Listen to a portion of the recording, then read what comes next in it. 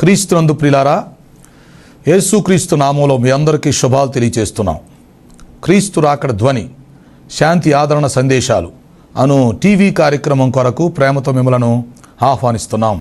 మీరు మీ విలువైన సమయాన్ని కేటాయించుకొని మా కార్యక్రమాలు చూస్తున్నందుకు మీకు కృతజ్ఞతలు. ఈ కార్యక్రమాలు మీ ఆత్మీయ ప్రయోజనమునకు ఎంతో సహాయపడుతున్నవని నమ్ముతున్నాం. ప్రియులారా, ఈ టీవీ పరిచర్య కొరకు ప్రార్థించండి, సహకరించండి, ప్రోత్సహించండి.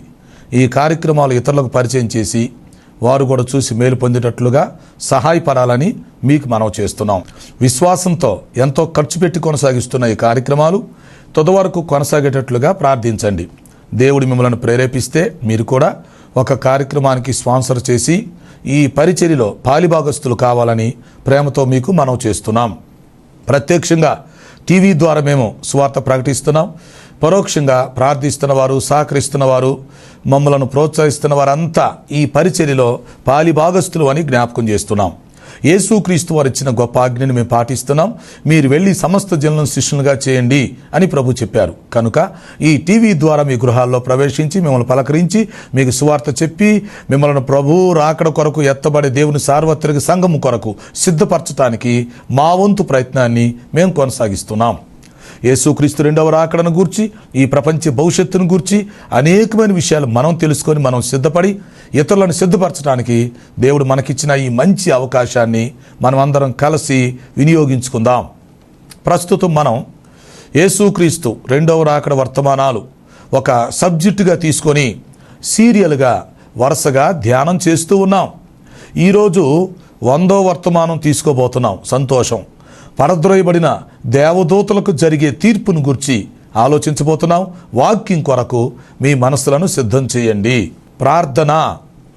పరిశుద్ధుడు అయిన మా తండ్రి, జీవాధిపతి, మీ ఘనమైన పాదాలకు స్తుతి స్తోత్రాలు చెల్లిస్తున్నాం. ఈ సమయంలో రెండవ రాకడ వర్తమానాల్లో 100వ వర్తమానం తీసుకోబోతున్నాం. సహాయం చేయండి. రెండవ రాకడలో 7 తీర్పులు, 6వ తీర్పును గురించి నేర్చుకుంటున్నాం. పడద్రోయబడినటువంటి దేవదూతలకు జరిగే తీర్పును గురించి మేమిప్పుడు నేర్చుకోబోతుండగా, పరిశుద్ధాత్మ దేవా, మీరు బోధకులై మాకు బోధ చేయమని మనం చేస్తున్నాం. మీ దాసునైన నన్ను బలపరిచి వాడుకోండి. ఈ కార్యక్రమమునకు సహకరిస్తున్న కుటుంబమును దీవించమని మనం చేస్తున్నాం. రక్షణ లేని వారికి రక్షణ దయచేయండి. రక్షణ పొందిన వారిని సంఘంలో స్థిరపరిచి బలపరిచి మీ రాకడ కొరకు సిద్ధపరచమని మనం చేస్తున్నాం. మాకు అవసరమైన ఆత్మీయ ఆహారమును వడ్డించి మీరే మహిమ పొందమని యేసు పరిశుద్ధ నామములో అడుగుచున్నాను తండ్రి. ఆమేన్. ప్రియులారా, మంచిది. కూడి వచ్చిన మీ అందరికి మరొకసారి శుభాలు, ప్రత్యేక వందనాలు తెలియచేస్తూ మిమ్మల్ని వర్తమానం కొరకు ఆహ్వానిస్తున్నాం. మీరు వింటున్న, చూస్తున్న ఈ కార్యక్రమాలు క్రీస్తు రాకడ ధ్వని యూట్యూబ్లో, ఫేస్బుక్లో మీకు అందుబాటులో ఉంటున్నాయి. ఆ అవకాశం మీరు ఉపయోగించుకోవచ్చు. క్రీస్తు రాకడ ధ్వని యూట్యూబ్ ఛానల్ని సబ్స్క్రైబ్ చేయండి. మీకు తెలిసిన వాళ్ళందరికీ షేర్ చేయండి. ఓకే, ప్రస్తుతం మనము రెండవ రాకడ వర్తమానాలు నేర్చుకుంటూ ఉన్నాం. ఓకే, ఈ రెండవ రాకడ వర్తమానాలు ప్రాజెక్టు 2023వ సంవత్సరం అంతా మనం నేర్చుకున్నాము. ఇప్పుడు 2024వ సంవత్సరం అంతా కూడా నేర్చుకుంటా ఉన్నాం. ఇప్పటికే ఒక 100 వర్తమానాలు మనం తీసుకోవటం జరిగింది. ఓకే, ఈ రెండవ రాకడ వర్తమానాల్లో 7 తీర్పులు అనే సబ్జెక్టు సపరేట్గా మళ్ళీ మనం ధ్యానం చేస్తున్నాం. రెండవ రాకడ వర్తమానాల్లో అనేక సబ్జెక్టులు ఉన్నాయి. అందులో 7 తీర్పులు. ఈ 7 తీర్పుల్లో ఇప్పటికే 6 తీర్పులను గురించి మీకు చెప్పడం జరిగింది. ఈరోజు 6వ తీర్పు ముగింపు చేయబోతున్నాం. గమనించండి. 6వ తీర్పు ఏంటి? పడద్రోయబడిన దేవదూతలకు జరిగే తీర్పు. ఓకే, ఈ 6వ తీర్పును 3 భాగాలుగా విభజించి బోధిస్తూ ఉన్నాం. మొదటగా సాతానుకు జరిగే తీర్పు. ఎందుకంటే దేవదూతల మొత్తానికి నాయకుడు అతను గనుక ముందు సాతానుకు జరిగే తీర్పును గురించి మీకు చెప్పాం. 4 వర్తమానాలు ఇతని కోసం అందించడం జరిగింది. తర్వాత సాతాను అనుచరులు అంత్యక్రీస్తుకు, అబద్ధ ప్రవక్తకు జరిగే తీర్పును గురించి గత కార్యక్రమంలో మనం తెలుసుకున్నాం. మరి ఇప్పుడు ఏం చేయాలి? ఈ పడద్రోయబడినటువంటి దేవదూతలు వారి గ్రూపులు, వారికి సంబంధించిన తీర్పును గురించి ఇప్పుడు క్లుప్తంగా ఆలోచిద్దాం. ఓకే, ముందు మనం పరలోకానికి వెళదాం. ప్రియులారా, దేవుడు మొదట పరలోకాన్ని సృష్టించాడు, తర్వాత భూలోకాన్ని సృష్టించాడు.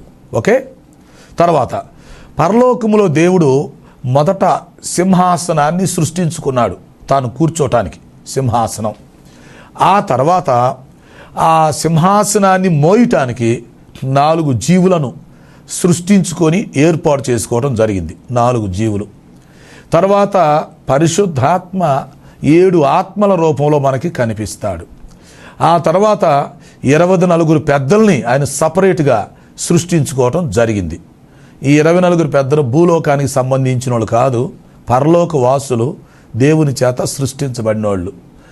ఆ తర్వాత దేవుడు దేవదూతలను సృష్టించుకున్నాడు. ఈ దేవదూతల్లో అనేకమైన జాతులు ఉన్నాయి. ఉదాహరణకి ప్రధాన దూతలు అని కొంతమంది ఉంటారు. అందులో లూసిఫర్ ఉన్నాడు అనుకోండి. అదే సమయంలో మరి మెకాయేలు, గబ్రియేలు ఇలాంటి చాలామంది ఉన్నారు. రఫాయేలు, రమూయేలు, రఘుయేలు, ఉరియేలు, సరియేలు, చాలామంది ప్రధాన దూతలు ఉన్నారు, ఆర్కేంజల్స్. ఆ తర్వాత కెరూబులు ఉన్నారు, కొంతమంది శరాపులు ఉన్నారు, సాధారణ దూతలు ఉన్నారు. సో వీరందరూ పరలోకంలో సృష్టించబడి ఉన్నారు. తర్వాత ఈ దేవదూతలకి డ్యూటీస్ కూడా ఉంటాయి. బైబిల్లో దేవదూతల గురించి 300 రెఫరెన్స్లు ఉన్నాయి. ప్రత్యేకంగా ప్రకటన గ్రంథంలోనే ఇంచుమించు 80 రెఫరెన్స్లు ఉన్నాయి. సో దేవదూతల శాస్త్రం లేక దేవదూతలను గురించిన ఉపదేశం మనకి అర్థమవ్వాలి. సో దేవుడు ఈ దేవదూతలను సృష్టించుకున్న తర్వాత వీరికి డ్యూటీస్ వేశాడు. దేవదూతల మధ్యలో డ్యూటీస్ ఉంటాయి.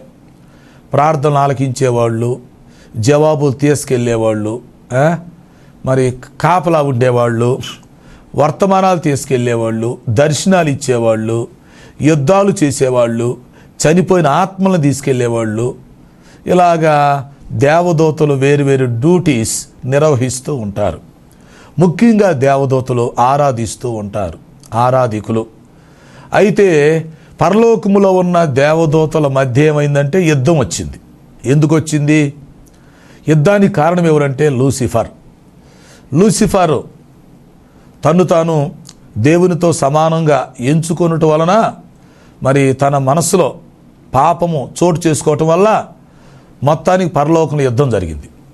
అప్పుడు దేవుని పక్షంగా మెకాయేలు పక్షంగా కొంతమంది దూతలు, ఈ లూసిఫర్ పక్షంగా కొంతమంది దూతలు వచ్చారు. ఎంతమంది వచ్చారు అని చూస్తే పరలోకములో ఉన్నటువంటి కోట్లాది మంది దేవదూతల్లో 2 దేవదూతలు దేవుని పక్షంగా మెకాయేలు పక్షంగా వచ్చారు. 1 దేవదూతలు లూసిఫర్ పక్షంగా వచ్చారు. తర్వాత ఏమైందంటే ఆ యుద్ధంలో మెకాయేలు గెలిచాడు, లూసిఫర్ ఓడిపోయాడు. అక్కడి నుంచి పడద్రోయబడ్డాడు. తర్వాత సాతానుగా మార్చబడ్డాడు. ఆ తర్వాత లూసిఫర్ అనుచరులు పడద్రోయబడిన దేవదూతలు ఉన్నారు చూసారా, వీళ్ళు అపవిత్రపరచబడి పరలోకంలో నుంచి పడద్రోయబడ్డారు. వీరి కోసం బైబిల్లో కొన్ని రిఫరెన్స్లు మనం అర్థం చేసుకోవాలి. ఉదాహరణకి మనం పేతురు రాసిన 2వ పత్రికలో 2:4 చూసినప్పుడు వీరి కోసం కనిపిస్తుంది. పేతురు రాసిన 2వ పత్రిక 2:4 దేవుడు దేవదూతలు పాపము చేసినప్పుడు వారిని విడిచిపెట్టక కటిక బిలాలములలో వారిని బంధించాడు అని మనం చూస్తాం. అలాగే యూదా పత్రికలో 1వ అధ్యాయం 6వ వచనములో తమ ప్రధానత్వమును నిలుపుకొనక నివాస స్థలములను విడిచి వచ్చిన దేవదూతలను దేవుడు వదలలేదు, వారు కూడా తీర్పు కొరకు కావల్లో ఉంచబడ్డారని మనం చూస్తాం. సో ఈ పడద్రోయబడిన దేవదూతల కోసం కొన్ని రెఫరెన్స్లు ఉన్నాయి. పరిశుద్ధ దేవదూతలు పరలోకములో ఉన్నారు, అపవిత్ర దేవదూతలు అక్కడి నుంచి పడద్రోయబడ్డారు. అది మనం అర్థం చేసుకోవాలి. ఓకే, తర్వాత ఈ పడద్రోయబడినటువంటి దేవదూతల్లో ముఖ్యంగా 2 గ్రూపులు ఉంటాయి. ఒక గ్రూపు దేవదూతలేమో కటిక బిలాలములో బంధించబడ్డారు.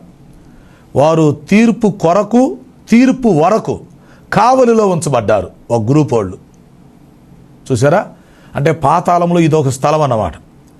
కొంతమంది దేవదూతల్ని ఆ పాతాళంలోకి ఆ కటిక బిలాలం చీకట్లోకి పంపించేసి ఇంకోళ్ళు బయటికి రాకుండా వారిని కావలిలో ఉంచడం జరిగింది.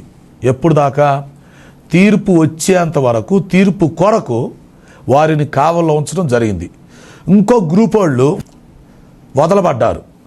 వారు ప్రస్తుతం సాతాను అనుచరులుగా ఉంటూ ఆకాశ మండలమందు ఉంటున్నారు. వారిని మనం చీకటి శక్తులు లేక దుష్ట శక్తులు, దురాత్మల సమూహం అని రకరకాల పేర్లతో పిలుస్తున్నాం. మొత్తానికి కొంతమంది ఏమో బంధించబడ్డారు, కొంతమంది ఏమో విడిచిపెట్టబడ్డారు. వారు ఇప్పుడు ఏం చేస్తున్నారు? దురాత్మలుగా తిరుగుతూ ఉన్నారు. వారిప్పుడు భూలోక మొత్తాన్ని పంచుకొని దేవతలుగా పిలిపించుకుంటూ మనుషుల చేత కొలిపించుకుంటున్నారు. అది దేవతలుగా పిలిపించుకుంటున్నారు, మనుషుల చేత కొలిపించుకుంటున్నారు. భూలోక మొత్తాన్ని పంచుకున్నారు. సో ఇప్పుడు వేరు వేరు దేశాల్లో వేరు వేరు దేవతలుగా, పడద్రోయబడిన దేవదూతలు పిలువబడుతున్నట్టుగా మనం అర్థం చేసుకోవాలి. కాబట్టి ఇప్పుడు దేవుడు ఏం చేశాడంటే, ఈ దేవదూతలకి తీర్పు తీర్చి వారిని నరకానికి పంపించటం కోసం, వారి కోసం నరకాన్ని సృష్టించాడు. ఇక్కడ ఒక విషయాన్ని మీరు అర్థం చేసుకోండి. దేవుడు నరకాన్ని సృష్టించింది మనుషుల కోసం కాదు. కారణం ఏంటి? మనుషులు నరకానికి వెళ్ళటం దేవుని చిత్తం కాదు. అది దేవుని ప్రణాళికలో లేదు. ఎందుకు అంటే, ఈ మనుషుల్ని దేవుడు తన స్వహస్తాలతో చేసుకున్నాడు కదా. కలుగునుగాక అంటే మనుషులు రాలేదు, మాటతో సృష్టించబడలేదు కదా. దేవుడు తన స్వహస్తాలతో మనుషులను సృష్టించాడు. అంతేకాదు, తన స్వరూపాన్ని, తన పోలిక మనుషులకి ఇచ్చాడు. అర్థం చేసుకోవాలి. తన స్వహస్తాలతో చేయటం మాత్రమే కాకుండా తన స్వరూపం, తన పోలిక ఇచ్చాడు. అంతేకాదు, తనలో ఉన్న ఆత్మను మనుషుల్లో ఊదాడు. ఆదికాండం 2:7 ప్రకారం నరుని నాసికారంధ్రములలో దేవుడు జీవవాయువును ఓదగా నరుడు జీవాత్మాయను అని చెప్పబడింది. సో దేవుడు తనలో ఉన్న ఆత్మను కూడా మనుషుల్లో పెట్టాడు. అందువల్ల ఇంతగా మనుషులను ప్రేమించిన దేవుడు వారి కోసం పరలోకం సృష్టించాడు, కానీ నరకం సృష్టించలేదు. అది మీరు తెలుసుకోవాలి. ఎందుకంటే తానే సృష్టించుకొని తానే నరకానికి పంపిస్తే ఏమీ ప్రయోజనం ఉంది? పైగా తన ఆత్మను కూడా వారికి ఇచ్చి నరకానికి పంపిస్తే ఏం ప్రయోజనం? అందుకు గమనించాలి, దేవుడు మనుషుల కొరకు పరలోకాన్ని సృష్టించాడు, కానీ నరకాన్ని సృష్టించలేదు. అది మీరు తెలుసుకోండి. అయితే నరకం ఎందుకు సృష్టించబడింది? నరకానికి ఎవరు వెళతారు? నరకానికి వెళ్ళటానికి ఎలా తీర్పు జరుగుతుంది? ఆ విషయాలు మనం ఆలోచించాలి. ఓకే, ఈ నరకం అనేది పరద్రోయబడినటువంటి దేవదూతల కోసం సృష్టించబడింది. ఎస్, పరిశుద్ధ దేవదూతలు పరలోకంలో ఉంటారు. ఓకే, వారు దేవుణ్ణి ఆరాధిస్తూ ఉంటారు, వారు డ్యూటీస్ వాళ్ళు చేస్తూ ఉంటారు, వారు సేవకులైనటువంటి ఆత్మలకు లేక దైవ సేవకులకి పరిచర్య చేయుటకు పంపబడిన ఆత్మలుగా ఉంటారు పరిశుద్ధ దేవదూతలు.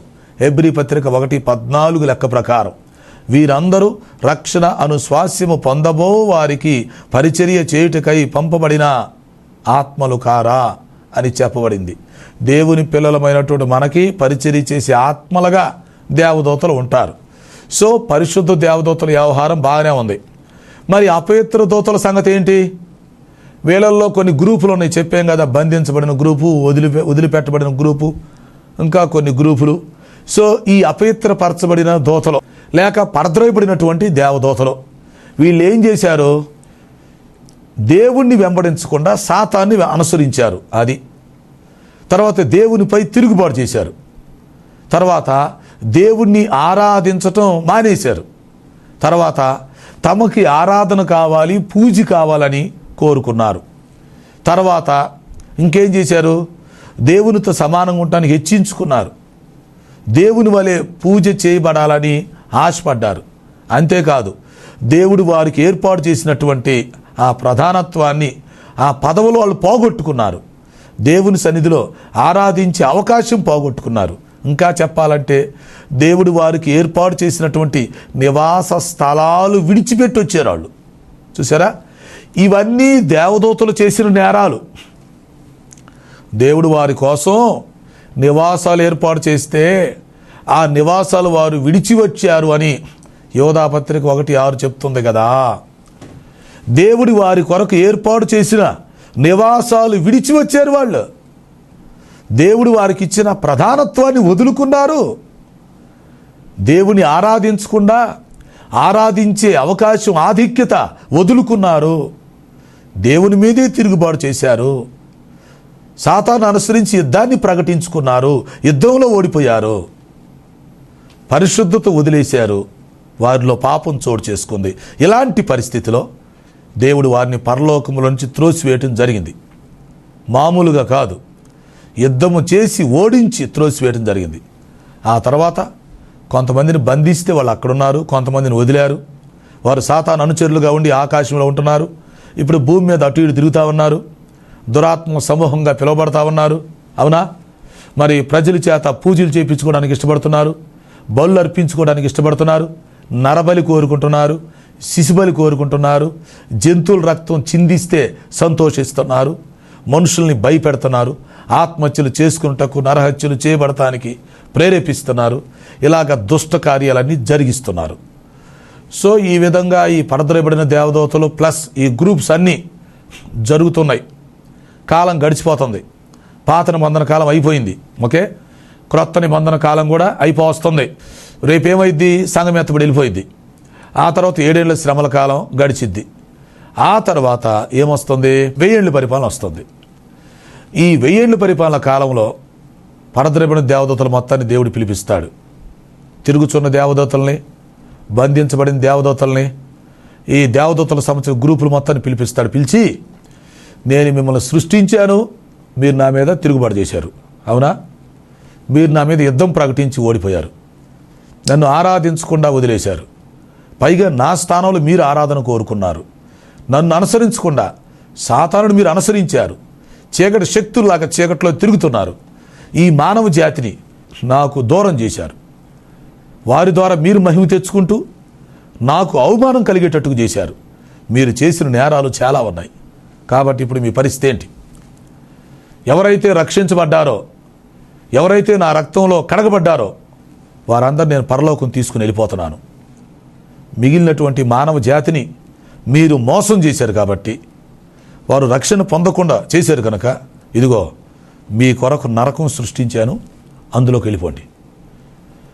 ఈ పడద్రోయబడిన దేవదూతల మొత్తానికి తీర్పు తీర్చి వారిని నిత్య నరకములోనికి, అగ్ని గుండంలోనికి ప్రభు పంపించడం జరుగుతుంది. అక్కడ నాయకుడైన సాతాను ఉన్నాడు. అక్కడ అతని అనుచరులు అంత్యక్రీస్తు అబద్ధ ప్రవక్త ఉన్నారు. ఇప్పుడు ఈ పడద్రోయబడిన దేవదూతల గ్రూపులు మొత్తం అక్కడికి వెళతాయి. కారణం ఏంటంటే ఆ నరకం అసలు వాళ్ళ కోసమే సృష్టించబడింది. అది మనుషులు చేసిన పాపానికి, దేవదూతలు చేసిన పాపానికి ఒక భేదం ఉంది. దేవదూతలు చేసిన పాపం స్వయంకృత అపరాధం, దానికి పాప క్షమాపణ లేదు. మనుషులు చేసినటువంటి పాపం ప్రేరేపిత అపరాధం. అంటే మనుషులేమో సొంతగా పాపం చేశారు, దేవదూతలేమో సాతాను అతని శక్తులు ప్రేరేపించగా పాపం చేశారు. అది ఇద్దరు పాపాల మధ్య ఉన్న వ్యత్యాసం. దేవదూతలు చేసిన పాపం ఏంటి? స్వయంకృత అపరాధం. వారు సొంతగా వారిలో వారికే ప్రేరేపణ కలిగి వాళ్ళు పాపం చేశారు. అందుకే ఇప్పుడు వాళ్ళు నరకానికి వెళ్ళిపోతారు. అయితే ఈ మనుషులు సొంతగా వాళ్ళు పాపం చేయలేదు, వాళ్ళు మంచోళ్ళే. దేవుడు వారిని మంచోళ్ళుగానే సృష్టించాడు, మనుషులు కూడా మంచోళ్ళుగానే ప్రవర్తించారు. అయితే సాతాను అతని అనుచరులు మనుషుల్ని మోసం చేసి దారి తప్పించారు, పాపం చేయటానికి ప్రేరేపించారు. సో మనుషులు ప్రేరేపణను బట్టి పాపంలో పడిపోయారు.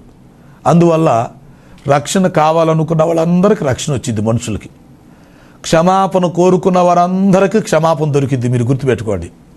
మానవ జాతిలో ఎవరైనా సరే వారు నాస్తికులైనా, హేతువాదులైనా, ఆస్తికులైనా, అన్యులైనా, ఎవరైనా కావచ్చు, మానవ జాతిలో ఎవరు రక్షణ కావాలంటే వారికి రక్షణ వచ్చింది. ఎవరికి పాపక్షమాపణ కావాలంటే వారికి పాపక్షమాపణ కలిగిద్ది. కారణం ఏంటంటే వారి సొంతగా పాపం చేయలేదు. దేవుడు మనుషుల్ని మంచిగానే సృష్టించారు, మనుషులు కూడా మంచిగానే ఉన్నారు. అయితే సాతాను ప్రేరేపణ వల్ల ఈ భారీ స్థాయిలో నష్టం కలిగింది కనుక ఇప్పుడు మనుషులు కానీ పశ్చాత్తాపడితే దేవుడు క్షమిస్తాడు. పడద్రోయబడిన దేవదూతల మొత్తాన్ని ముందు నరకానికి పంపిస్తాడు. నరకానికి పంపించి ఇక మానవ జాతిని 2 గుంపులుగా చేసి రక్షణ పొందిన వాళ్ళందరినీ పరలోకానికి పంపి రక్షణ పొందనోళ్ళని నరకానికి పంపిస్తాడు. అది ఎవరైతే రక్షణ పొందట్లేదో, ఎవరైతే యేసుక్రీస్తుని సొంత రక్షకుడిగా ప్రభువుగా అంగీకరించడం లేదో, ఎవరైతే దేవుని మాట వినకుండా సాతాను మాట వింటున్నారో వీళ్ళందరికీ తీర్పు అయిపోయిన తర్వాత ధవళ సింహాసనం దగ్గర వీళ్ళకి తీర్పు తీర్చి వీరిని నరకానికి పంపించడం జరిగింది. అది మనం అర్థం చేసుకోవాలి. అప్పుడు ప్రభు ఏం చెప్తారు తెలుసునా? అపవాదికిని వాని అనుచరులకును సృష్టించబడినటువంటి నరకానికి మీరు కూడా వెళ్ళండి అని చెప్తాడు. అసలు ఆ మాట మీరు గమనించాల. దేవుడు తీర్పు తీర్చేటప్పుడు మనుషుల గురించి ఏం చెప్తాడంటే, ఓ మనుషులారా, నరకం మీకోసం నేను సృష్టించలేదు, అపవాదికి వాని కోసం నేను నరకం సృష్టించా. కాబట్టి సాతాను వెళ్తాడు, పడద్రోయబడిన దేవదూతలు వెళ్తారు, అంత్యక్రీస్తు అబద్ధ ప్రవక్తలు వెళ్తారు. అయితే మీకోసం నేను నరకం సృష్టించలేదు. అయితే ఇప్పుడు మీరు నరకానికి ఎందుకు వెళతారంటే నన్ను వద్దంటున్నారు కాబట్టి. అది నన్ను వద్దంటున్నారు కాబట్టి మీరు నరకానికి వెళ్తారు. రక్షణ పొందమని చెప్తే మీరు రక్షణ పొందట్లేదు. పాప క్షమాపణ పొందుకోమని చెప్తే మీరు పాప క్షమాపణ పొందుకోవట్లేదు. నన్ను వదిలిపెట్టి మీరు సాతాను శక్తులను పూజిస్తున్నారు. నేనేం చేయాలి? నేను చెప్పినా మీరు వింటలేదు. కాబట్టి మీరు నన్ను వద్దు అంటున్నారు కాబట్టి ఇప్పుడు కూడా మీరు తెలుసుకోవట్లేదు కనుక అపవాదికిని వాని అనుచరులకును ఏర్పాటు చేయబడేటువంటి నరకానికి వెళ్ళండి అని దేవుడు వారిని నరకానికి పంపించడం జరిగింది. అంటే మనుషుల్ని నరకానికి పంపించడం దేవునికి ఇష్టం లేదు. దేవుడు మనస్ఫూర్తిగా ఎవరిని నరకానికి పంపడు. అయితే మనుషులు నరకానికి ఎందుకు వెళతారంటే వాళ్ళు దేవుడు వద్దంటున్నారు కనుక. అది నువ్వు మాకు వద్దంటున్నారు, మరేం చేయాలి? వాళ్ళు మాకు రక్షణ వద్దంటున్నారు, పరలోకం వద్దంటున్నారు, వాక్యం వద్దంటున్నారు, వాక్యానుసారంగా జీవించే పద్ధతి వద్దంటున్నారు. అందుకని ఇక దేవుడికి ఇష్టం లేకపోయినా కూడా వాళ్ళు ఒప్పుకోవట్లేదు కాబట్టి వాళ్ళ నరకానికి పంపాల్సి వస్తుంది. అర్థమైందా? కాబట్టి మహిమగల సింహాసనపు తీర్పు దగ్గర మరి తీర్పు అయిపోయినాక పడద్రోయబడిన దేవదూతల్ని నరకానికి పంపించడం జరుగుతుంది. తర్వాత ఈ మానవ జాతిలో గుర్తుంచుకోండి, ఈ మానవ జాతిలో ఎవరైతే రక్షణ పొందలేదో, రక్షణ పొందకుండా మిగిలి ఉన్నటువంటి సజీవులైన వారిని మహిమగల సింహాసనం దగ్గర తీర్పు తీర్చి వారిని మేకలుగా ఎంచి నరకానికి పంపిస్తాడు. అలాగే మృతులైనటువంటి పాపులను బ్రతికించి వారికి తీర్పు తీర్చి ధవళ సింహాసనపు తీర్పులో వారిని నిత్య నరకానికి పంపించడం జరుగుతుంది. అంటే మనుషులు 2 భాగాలు. ఎవరు? రక్షణ పొందనోళ్లే 2 భాగాలు, సజీవులు, మృతులు. రక్షణ పొందకుండా ఉన్నవాళ్ళు, దేవుడు వద్దని చెప్పేవాళ్ళు 2 భాగాలు. బ్రతికున్న వాళ్ళకి మహిమగల సింహాసనం దగ్గర తీర్పు జరిగిద్ది. తీర్పు తర్వాత వారు నరకానికి వెళ్ళవలసి వస్తుంది. చనిపోయిన వారికి, మృతులకి ధవళ సింహాసనం దగ్గర తీర్పు జరిగిద్ది. వారు బ్రతికి తీర్పు పొంది నరకానికి వెళ్ళాల్సి వచ్చింది. కనుక సజీవులకు ఒక స్థలంలో తీర్పు జరిగిద్ది, మృతులకు ఒక స్థలంలో తీర్పు జరిగిద్ది. మొత్తానికి వాళ్ళు పాపులే గనక, రక్షణ పొందలేదు గనక మొత్తం నరకానికి వెళ్ళవలసి వస్తుంది. సో ఈ విధంగా మనం ఆలోచిస్తే రెండవ రాకడలో 7 తీర్పుల గురించి మనం అర్థం చేసుకోవాలి. కాబట్టి 5వ తీర్పు మహిమగల సింహాసనపు తీర్పు, 6వ తీర్పు పడద్రోయబడిన దేవదూతలకు జరిగే తీర్పు, 7వ తీర్పు ధవళ సింహాసనపు తీర్పు. అర్థం చేసుకోండి. సో ఈ తీర్పులను బట్టి మనకు ఏమర్థమవుతుందంటే దేవుడు మనుషుల కోసం పరలోకాన్ని సృష్టించాడు. రెండవ రాకడ తర్వాత మనం పరలోకానికి వెళ్ళాలి. మనము నూతన సృష్టిలో ప్రవేశించాలి. లక్షల కోట్ల సంవత్సరాల యుగయుగాలు సదాకాలం మనం ప్రభువుతో ఉండాలని ఆయన ఆశపడుతున్నాడు. అయితే సాతాను దేవుని మాట వింటలేదు గనక, లేక మొదటి నుంచి దేవుని మీద తిరుగుబాటు చేశాడు గనక నరకానికి వెళతాడు. తర్వాత అంత్యక్రీస్తు అబద్ధ ప్రవక్త తనకు సపోర్ట్ చేశారు కాబట్టి వాళ్ళు నరకానికి వెళతారు. ఆ తర్వాత పడద్రోయబడిన దేవదూతలు, గ్రూపులు వీళ్ళంతా అపవిత్రపరచబడి పరలోకాన్ని వదిలేసి వచ్చారు కాబట్టి వీళ్ళ కొరకే నరకం సృష్టించబడింది కనుక వీళ్ళు నరకానికి వెళ్తారు. ఆ తర్వాత మనుషులు దేవుడు వద్దనుకొని సాతాను కావాలనుకుని కోరుకుంటున్నారు గనక రక్షణ పొందట్లేదు గనక సజీవులేమో మహిమగల సింహాసనం దగ్గర తీర్పు పొంది నరకానికి పోతారు. మృతులేమో బ్రతికి ధవళ సింహాసనం దగ్గర తీర్పు పొంది నిత్య నరకానికి అగ్నిగుండానికి వెళ్ళిపోతారు. సో ఈ విషయాలన్నీ మనం అర్థం చేసుకోవాలి. కనుక తీర్పు అన్నప్పుడు 7 తీర్పుల గురించి మనం ఆలోచించాలి. ఏ తీర్పు, ఎవరు తీర్పు తీరుస్తారు, ఎవరికి తీర్పు తీరుస్తారు, ఆ ఒక్కొక్క తీర్పు ఎప్పుడు జరుగుతుంది, ఎక్కడ జరుగుతుంది, ఆ తీర్పులో ఏ ఏ జనాంగాలు నిలబడుతున్నారు, ఒక్కొక్క తీర్పు అసలు ఎందుకు జరుగుతుంది, ఎలా జరుగుతుంది, ఆ తీర్పు యొక్క ముగింపు ఏంటి, ఫలితం ఏంటి, ఎట్లా మనం ఆలోచించుకుంటూ రావాలి. రెండవ రాకడ వర్తమానాలలో 7 తీర్పులు అనేది ఒక సబ్జెక్ట్. కాబట్టి 6వ తీర్పుకు సంబంధించిన విషయాలు మొత్తం ఇంచుమించు మీకు అర్థమవుతున్నాయి అని నేను అనుకుంటున్నాను. కాబట్టి ఈ పడద్రోయబడినటువంటి దేవదూతలను దేవుడు ఒకరోజు పిలిపిస్తాడు. బంధించబడ్డ వాళ్ళు బయటకు వస్తారు, తిరుగుతూ ఉన్నవాళ్ళు బయటకు వస్తారు. వారు చేసిన నేరాలన్నీ పరిగణలోకి వస్తాయి. దేవుడు వారిని ఎన్నో ప్రశ్నలు అడుగుతాడు, ఎన్నో విషయాల్లో వారిని లెక్క అడగవలసి వస్తుంది. సో వీళ్ళంతా దేవుని వ్యతిరేకించి సాతాన్ని అనుసరించినటువంటి వాళ్ళు. వీళ్ళంతా మనుషుల దగ్గర దురాత్మలుగా ఉండి మానవ జాతిని నాశనం చేసినటువంటి వాళ్ళు, మానవ జాతి నరకానికి వెళ్ళటానికి కారుకులుగా ఉన్నటువంటి వాళ్ళు. అందువల్ల ప్రియులారా, ఈ పడద్రోయబడినటువంటి దేవదూతలందరికీ ఒకరోజు తీర్పు జరిగిన తర్వాత నిత్య నరకానికి అగ్నిగుండంలోనికి వెళ్ళిపోతారని మనం అర్థం చేసుకోవాలి. కాబట్టి ముఖ్యమైన విషయం ఏంటంటే రెండవ రాకడ దగ్గరలో ఉంది. ఆయన బోర ఊదటానికి సిద్ధంగా ఉన్నాడు. సంఘం ఎత్తబడటానికి సిద్ధంగా ఉంది. అయితే మనము ఎత్తబడే సంఘములో ఉంటామా, విడిచిపెట్టబడే గుంపులో ఉంటామా అనేది మనకు మనమే ఆలోచించుకోవాలి. విడిచిపెట్టబడితే ఘోరం, ఎన్నో శ్రమలు వస్తాయి, చివరికి ప్రభువుకు దూరంగా వెళ్ళిపోతాం. సో ఈ పరిస్థితి అంతా అర్థం చేసుకొని ఈ కృపాయుగములో దేవుని ఆత్మ మనలను ప్రేరేపిస్తూ ఉండగా రక్షణ పొందిన ప్రతి ఒక్కరూ ప్రభు శిలువ దగ్గరికి వచ్చి ఆయన శిలువలో కార్చిన రక్తములో మీ జీవితాలు కడిగి శుద్ధి చేసుకోండి. రక్షణ లేని రక్షణ పొందండి. రక్షణ పొందిన ప్రతి ఒక్కళ్ళు రాకడ కొరకు ఎదురు చూస్తూ సిద్ధపాటు కలిగి ఉండాలని మనం చేస్తున్నాను. ఆ విధంగా మనమందరము ప్రభు రాకడలో ఎత్తబడుటకు దేవుడు మనకు కృపచూపును గాక. ఆమేన్. ప్రార్థన. తండ్రి, నీకు స్తోత్రాలు. విన్న వర్తమానం మా హృదయాల్లో ఫలింప చేయమని మనం చేస్తున్నాం. రక్షణ లేని వారికి రక్షణ దయచేయండి నాయన. సమస్యలతో, అనారోగ్యతతో, అవసరాలతో ఉన్న వారికి సహాయం చేసి మహిమ పొందమని యేసు నామములో అడుగుచున్నాను తండ్రి. ఆమేన్. తండ్రి, కుమార పరిశుద్ధాత్మ త్రియేక దేవుని దీవెన సదా మనకు తోడై నడిపించును గాక. ఆమేన్. ఆమేన్. ప్రియులారా, ఈ కార్యక్రమాలకు మీరు స్పాన్సర్ చేయాలని ఆశించినట్లయితే మా సెల్ ఫోన్ నెంబర్కి SMS చేయాలని మీకు మనం చేస్తున్నాం. 9440402368 9440402368. Thank you all.